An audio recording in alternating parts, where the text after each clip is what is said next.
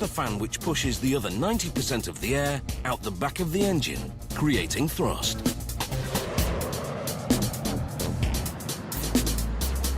Despite burning less fuel, 4 of them can propel a fully laden 747-8 at over 1,000 kilometers per hour.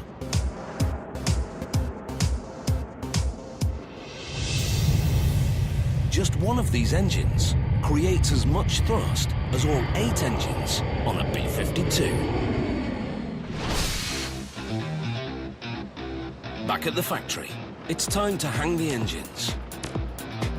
Massive concrete blocks hang on the wings where the engines will go. Without them, the aeroplane would tip back on its tail. Each engine weighs 7 tons, and there are 4 engines to get off their trolleys and onto the wings. That's like hanging 4 bull elephants. It's a job to do slowly and carefully. Let me put a little tension on it and test it. If the 4 winches are slightly misaligned, it won't go in square, and they're in trouble. 45! Got your wheels where you want them? Our team's a pretty tight unit. We work together fairly well. We all have our positions on the plane that we like. 0. All right, start pulling your pins. Yep. We communicate well together this way. Keeps us from getting into any troubles.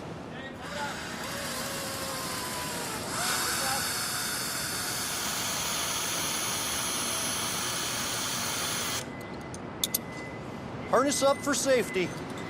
For safety. We're about 12 inches away. We're going to pull the bolts from the front fitting. There's a pin up front that lines up the forward mount. So we lube that up with anti-seize. We'll come up another 6 inches, make sure everything is clear. Then we'll come up the last 6 inches and then put all 4 bolts in. Very close tolerance, within a 1,000th of an inch. Come on up.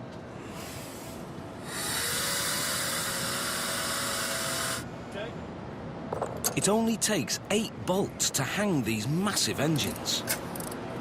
All 4 started, all grabbing.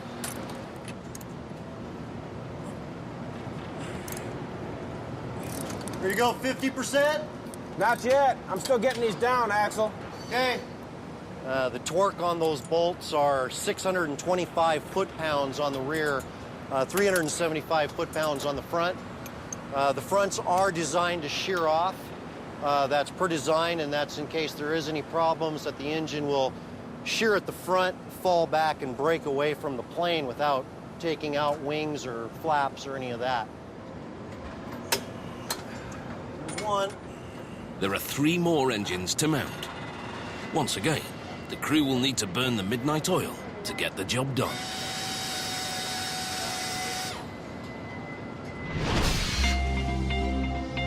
After weeks of painstaking work, it's almost time to switch the beast on.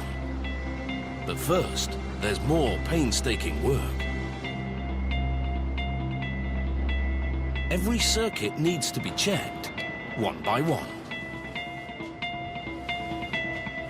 This plane uses a lot of electricity, enough to power over 50 households.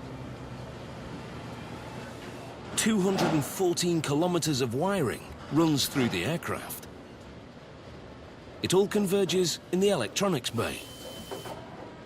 It's the plane's nervous system.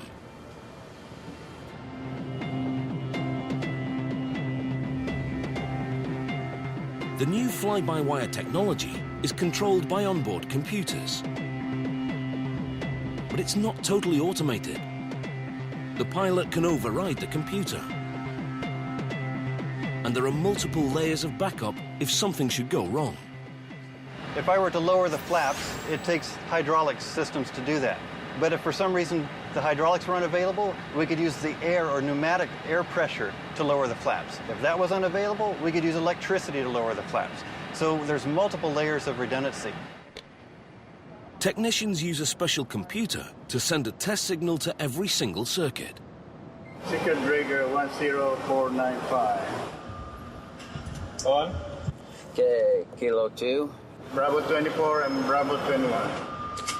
Off. The moment of truth. time to plug in the factory power supply and fire her up for the first time.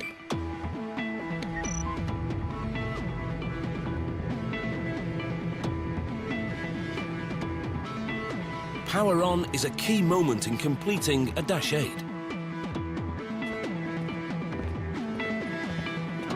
With engines in place, this jumbo is almost ready to take to the skies. But first, she needs an interior. Like the GEnx engines and wings, her new interior is borrowed from her little sister, the Dreamliner. There's new colours, more space, and mood lighting. Boeing customers have their own idea of interior design. Each wants their jumbo painted in their colours, inside and out.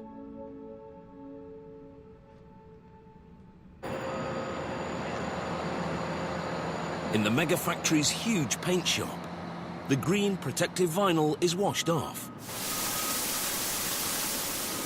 A base layer is sprayed on by hand, followed by several coats of colour, depending on the customer's livery.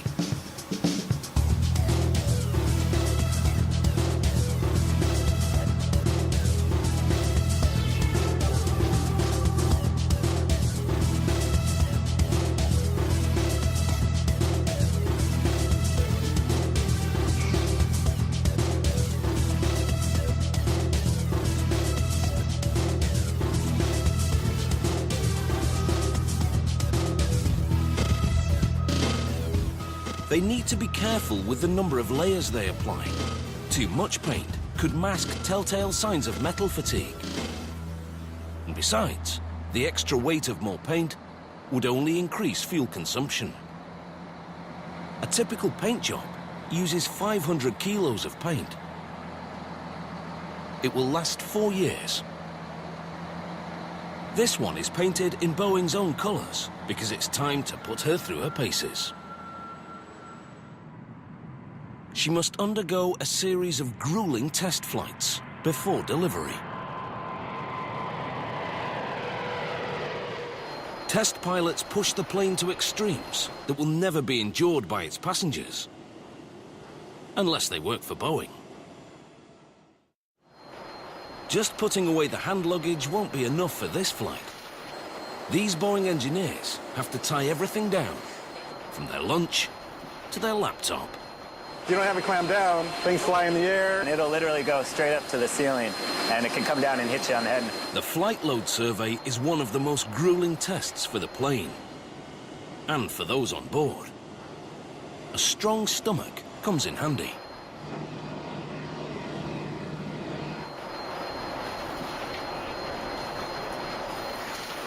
It might look like fun, but it's serious business.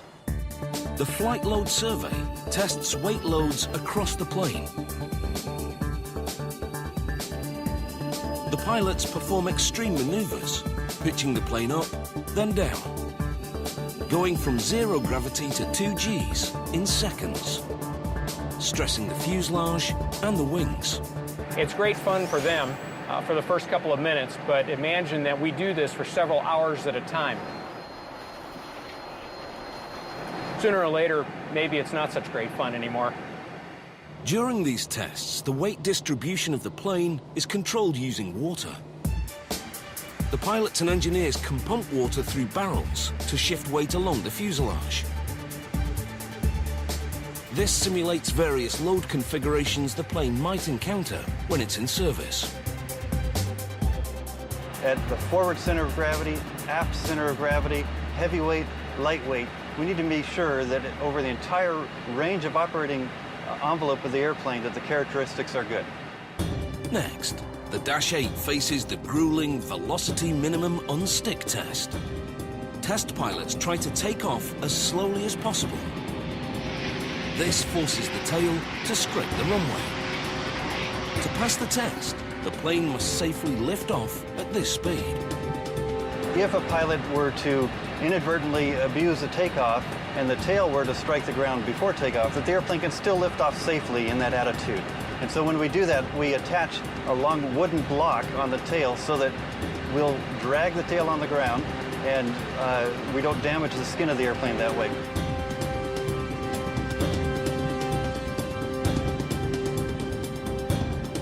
Next, they put this new jet through the flutter test. Flutter is the aviation word for vibration. This test pushes fly-by-wire control to the limit. It's all high speed, generally above the ordinary envelope that we let airline pilots operate the aircraft at. And we vibrate each of the axes of the airplane by quite literally kicking the controls one at a time to watch how the controls react and make sure that the airplane, in fact, damps the vibration out to a quiet and smooth ending in a very quick fashion. Now it's time to slam on the brakes in mid-air and see what happens. Airline pilots typically are trained how to recover from an approach to a stall, but rarely, if ever, actually see an aircraft in a stalled state. We see it all the time. We've done hundreds and hundreds of stalls on just this model of airplane, and they're really quite benign. A stall is when a plane's nose rises too high. The wings then stop generating lift, and the plane begins to fall from the sky. I just release back pressure on the column and let it migrate towards the center, and sometimes I just drop my hands to my sides. The airplane recovers just fine all by itself. Thousands of workers have put together 6 million parts to form this one aircraft.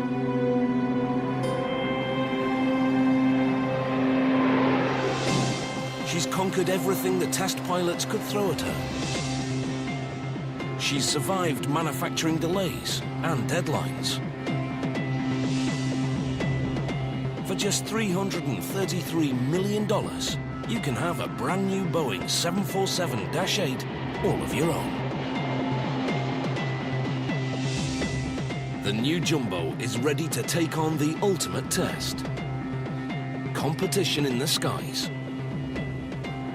I would tell new pilots of the 747-8 to be excited. This is a wonderful machine. And I think this 747-8 will be the airplane that it will be the airplane for the next 20 years. The world's biggest building, this megafactory, is delivering its 3,381st aircraft. She's a little bit late, but worth the wait. The brand new 747-8 is ready to reclaim her title as Queen of the Skies.